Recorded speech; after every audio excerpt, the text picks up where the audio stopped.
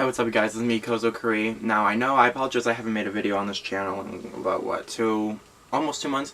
But I got inspired and got the raw kick in the butt today by seeing Kesha, more importantly Dr. Luke, the former, or currently, executive producer for seemingly all of Kesha's records and shit. And he's trending it today because Kesha reportedly dropped the lawsuit against him, the sexual abuse lawsuit, seemingly for a lot of very valid reasons. The last lawsuit, which she lost against him, where she was trying to get out of the contract to just work with him, because before the sexual abuse lawsuit, she filed this lawsuit against him, being like, look, I just don't want to work with you because of all the shit that you allegedly have done to me. So that's where this is going. So she lost that lawsuit, and she needs to make around 6 to 9 more albums with the same person that she allegedly was attacked by. So that's where we at right now, because honestly, to be truthful at this point, it's understandable for Kesha to drop the sexual abuse lawsuit, is because she just wants the stress off her shoulders, because at this point even she knows there honestly is not enough evidence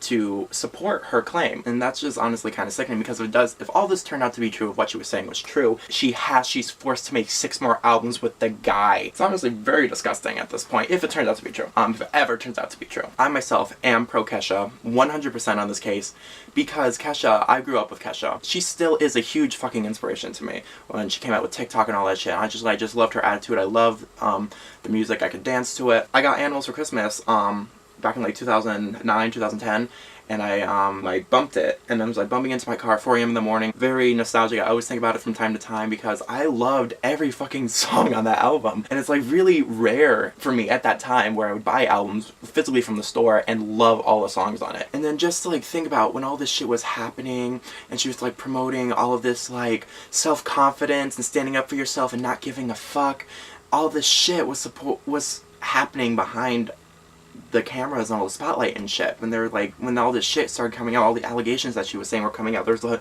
of therapists that were saying like, oh my, the way that she like talks and the way she like carries herself around, you can tell there's like emotional abuse going on with that shit. So right now Kesha, I believe, is on tour with a band, and I can't for the life of me think of the band, but right now she's on a small tour, going to like small venues and shit, and she's like performing covers of songs, because right now she's legally restricted from putting out new music. And in this article I saw, I glimpsed at it for like a few seconds, and she supposedly has 28 new songs that she has wrote for Dr. Luke. So hopefully we're going to be hearing new Kesha shit. Well, not hopefully. I don't know how I want to go into this. It's because honestly, like, if Kesha puts out new shit, it's going to be like really emotionally tearing for me, because Kesha is putting out new shit with the guy that she made all these allegations about. This is the producer on the track. So the way that singers and productions get revenue for their songs is that it's like a split cut. So this is where a helpful little tip comes in. If you do not like Dr. Luke, if you don't like the allegations against him, what a lot of artists have been doing they have been boycotting him. They have a lot of like big time artists like Katy Perry. As of right now, Katy Perry has a new single out called Rise, and I did Wikipedia, I did Google it. There's 2 producers on it, and Dr. Luke's not one of them. I did hear Jennifer Lopez, and the producer on her track Ain't Your Mama is supposedly Dr. Luke, but Ain't Your Mama by Jennifer Lopez, Dr. Luke, and Circuit. Here's what I want everybody to kind of like think about for a second.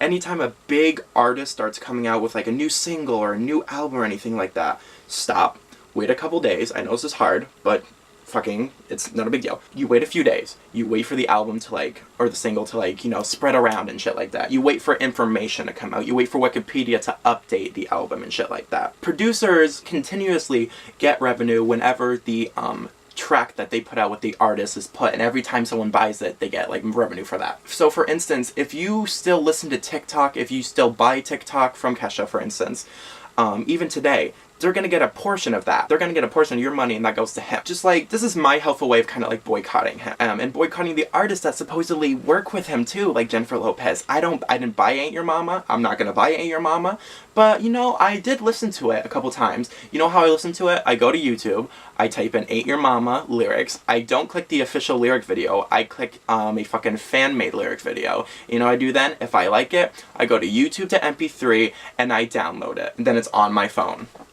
There I am, not supporting Dr. Luke and Jennifer Lopez, because I'm not about to support an artist that works with a producer with these kind of allegations, even if they are just allegations, they're really serious allegations. So, and you can do that with virtually any song. And here's another way to look at it to kind of like benefit the artists and not the producer. If Kesha puts out new music, I personally am not going to download the album. I'm not going to stream the album because the producer gets revenue from every time you stream it on Apple Music and Spotify, as well as the artist gets revenue for whenever we stream it on Spotify and all this shit. Anytime you click a video on YouTube on Vivo, they get a portion of that. Every time, every click, every, you know, all that shit like that, they get revenue from that too. It's always a good thing to know that artists make way more money touring than they do with albums. Florida's single My House sold 1.9 million copies, and so if you estimate that roughly through iTunes, that's almost $2 million he made off of one song, yeah, but that's nowhere near his like net worth and shit like that. They don't make a lot of money from selling singles or selling albums. They do make a lot of money from touring, however, because if you compare each ticket price to one single record sold from their single, it's $25 compared to 99 cents. And they sell out a lot of arenas and stadiums no matter where they go. And they're touring constantly, every day, like 3 to 5 times a week. So that really adds up in terms of their net worth and shit like that. So this is what you can do to support Kesha. You, when she starts touring, she is currently touring. You can go to I Is Who I Is on Instagram. You can see like all little posters and tour dates and shit like that. You can see where she's touring. You can buy tickets and shit like that. And there you go. You're supporting her. You're not supporting the producer in any way. Sometime in the future, if she does put out a new album with Dr. Luke, I personally am not going to download it. I'm not going to buy it professionally. I'm not going to buy it officially from iTunes and shit like that. I am, however, if I see a song I like and I hear it on the radio. If I hear it on the radio, I like it, go on YouTube, lyric video it, and then bam, it's on my phone. Not supporting the producer, not supporting the artist as well, not giving my cut for that. But then again, if she ever comes to my city and she ever starts touring, guess what I'm gonna do? I'm gonna buy that fucking ticket, and I'm gonna see Kesha without supporting the producer. And that's what you can do at any time. Anytime. If you want to boycott an artist, you want to boycott a producer, this is what you can do anytime. Azealia Banks, I do this shit with Azealia Banks too, because I don't like Azealia Banks. What I did with Azealia Banks is that as soon as I found out she was saying all this shit, guess what? I never bought shit from her in the first place. Now, I go to YouTube MP3, I have like Chasing Time on my phone, I have 212 on my phone, all from fucking YouTube. That's what you can do on your part to stop supporting producers and stop supporting artists and all that shit. So just keep this in mind. Anytime someone comes out with a new single, you need to wait. Just stop. Just stop, wait a few days, see what fucking turns out. So yeah, that's where we are right now with Kesha and Dr. Luke. That's where I am with Kesha and Dr. Luke. And if you want to be that way with Kesha and Dr. Luke, please. And with that, I am going to go. And I really hope you like this video, and I'll see you guys next time.